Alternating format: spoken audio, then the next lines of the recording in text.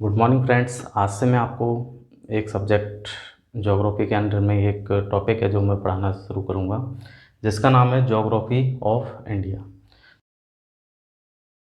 जो आप जैसे कि आप अपनी कंट्री को जानते होंगे, ये कि आपके इंडिया, ये कौन सा मैप है आपका? फिजिकली प्राकृतिक मैप। तो फिजिकली मैप है, ये आपको दिख ही रहा है, इंडिया है।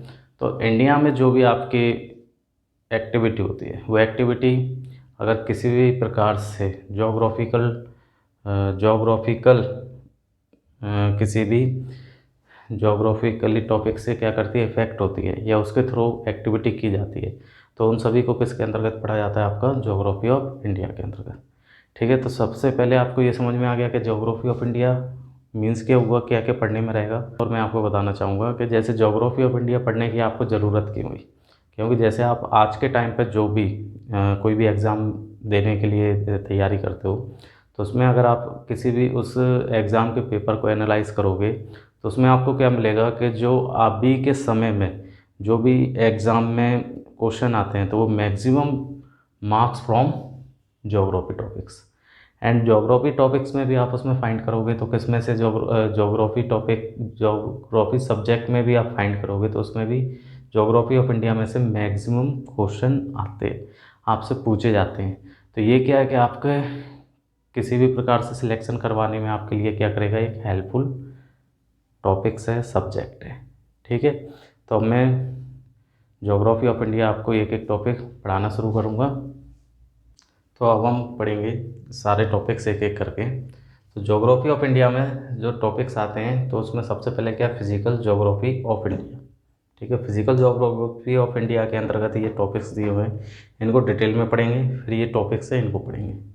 लेकिन इससे पहले मैं आपको बता देना चाहता हूँ कि जो आपका इंडिया है, तो इंडिया एक ऐसी कंट्री है वर्ल्ड में जो कि अंगारा लैंड और गोंडवाना लैंड दोनों से मिलकर बना हुआ है। गोंडवाना लैंड इंडिया का साउथ पार्ट, अंगारा लैंड आपका नॉर्थ पार्ट रहता है।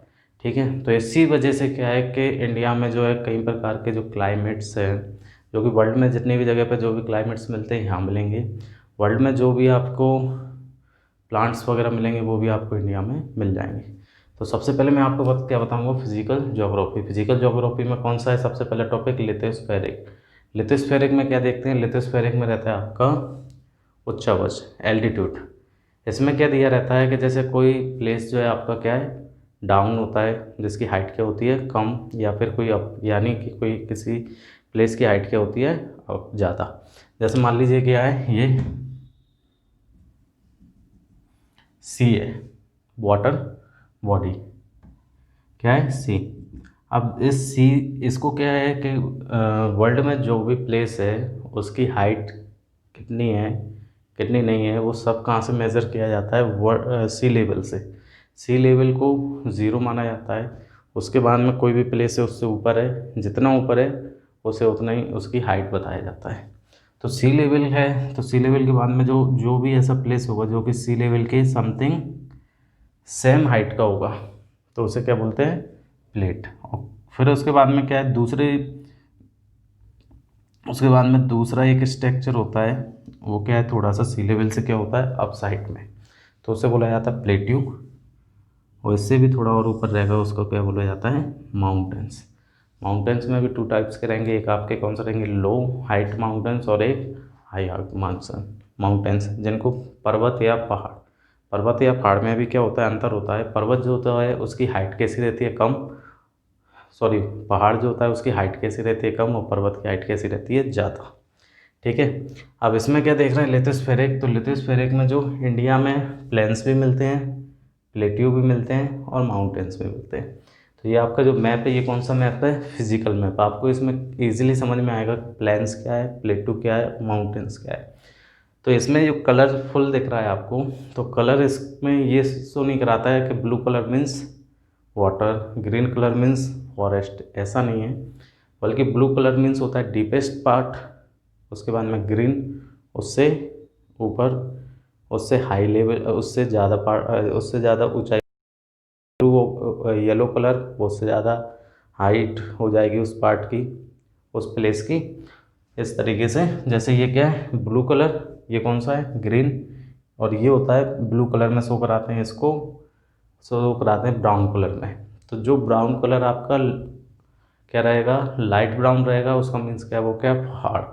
और जो डार्क ब्राउन रहेगा वो क्या रहेगा आपका, माउंटेन्स, जैसे कि पर्वत। ठीक है, तो इंडिया में सभी तरीके से की ये संरचनाएं मिलती हैं।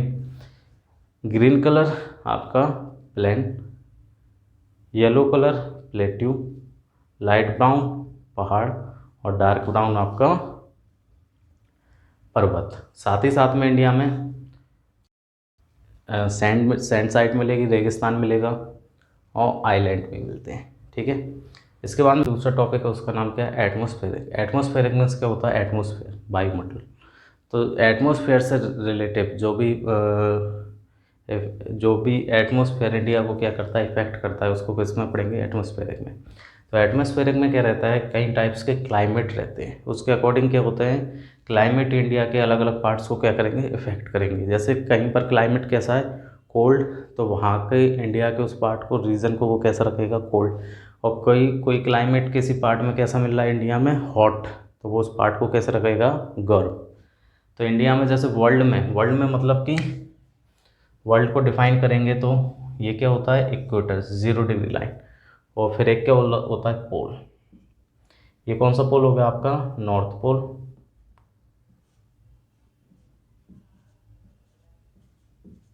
और ये south pole, north pole and south pole. तो वर्ल्ड में जो भी आपको क्लाइमेट मिलते हैं वो इक्वेटर से पोल के बीच में ही मिलते हैं, या फिर ये भी बोल सकते हैं इक्वेटर से साउथ पोल के बीच में। दोनों पोल के बीच में क्या है, कोई भी क्लाइमेट होगा इन दोनों के बीच में ही फाइंड होता है। तो वर्ल्ड में जो भी क्लाइमेट आपको मिलता है वो सारे क्लाइमेट आपको इंडिया में भी मिलते हैं। क्यों, क्योंकि जैसे आपको पोल साइड क्लाइमेट होता है उसे बोलते हैं टुंड्रा क्लाइमेट या टैगा क्लाइमेट, वो आपके भारत के उत्तरी भाग में मिलता है। ठीक है, साथ ही साथ में अगर इक्वेटर पे आ जाइए तो इक्वेटर में किस तरीके का क्लाइमेट रहता है, इक्वेटोरियल क्लाइमेट। तो इक्वेटोरियल क्लाइमेट या भूमध्य रेखीय क्लाइमेट आपको कहाँ पर मिलता है, यहाँ पर, भूमध्य क्लाइमेट, साउथ साइड में। इसके अलावा और भी क्लाइमेट्स हैं, जैसे आपका राजस्थान का क्लाइमेट है। तो जो वर्ल्ड में जो सारे क्लाइमेट मिलते हैं वो कहाँ पर मिलेंगे, आपके इंडिया में। नेक्स्ट कौन सा टॉपिक दिया है, हाइड्रोस्फेरिक। हाइड्रोस्फेरिक हाइड्रोस्फेरिक मीन्स हाइड्रो मीन्स क्या होता है, वाटर।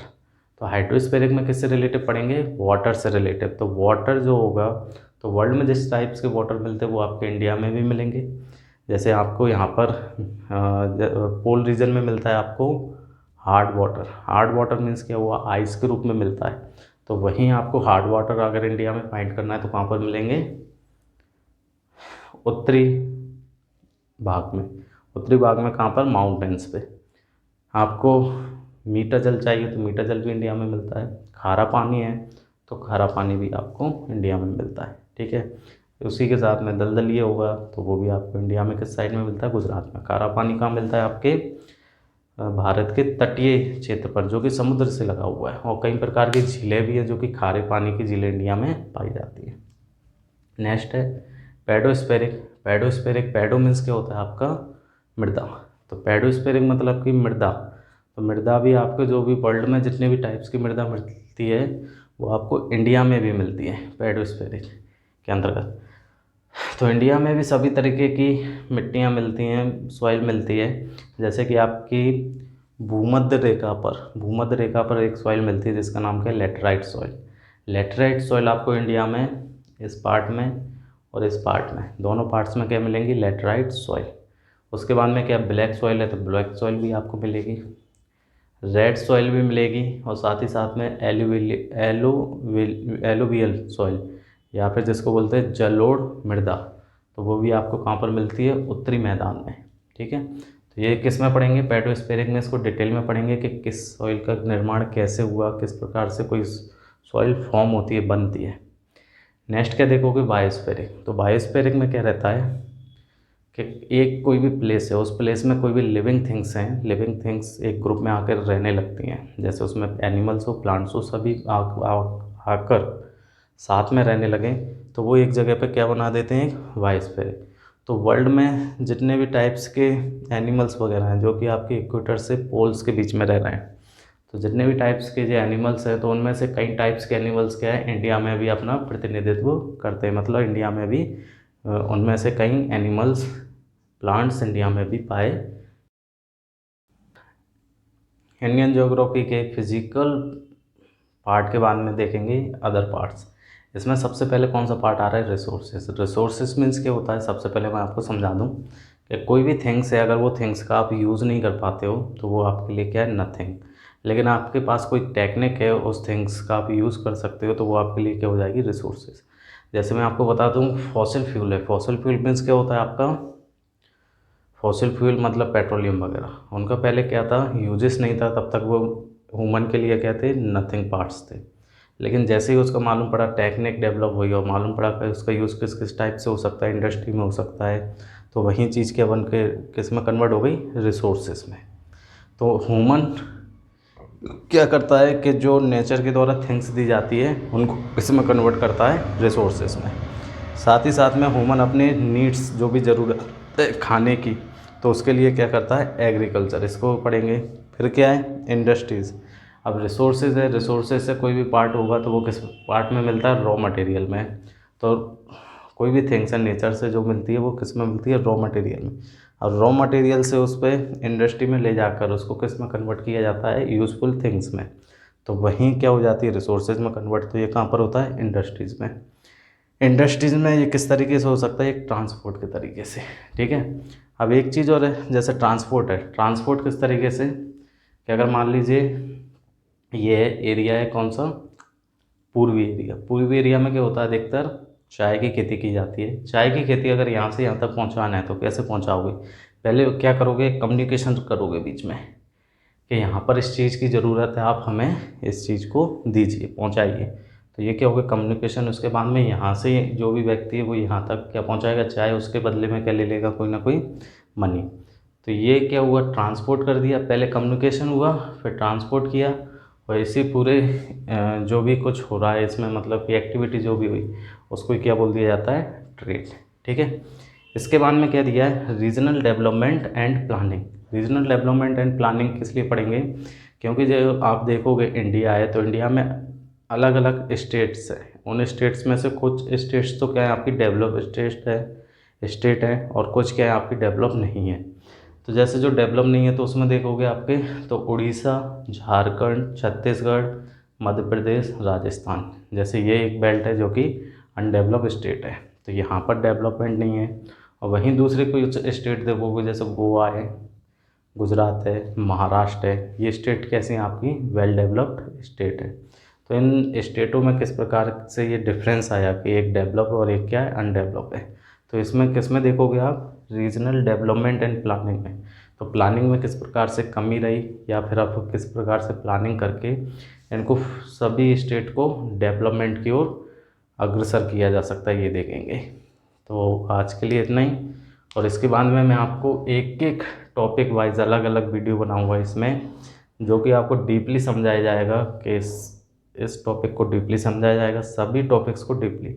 इसके अलावा जो भी और भी इसमें सिलेबस में सब सिलेबस में और भी टॉपिक्स हैं, मैं वो टॉपिक्स भी लूँगा और उनको आपको समझाता जाऊँगा। तो आज के लिए इतना ही।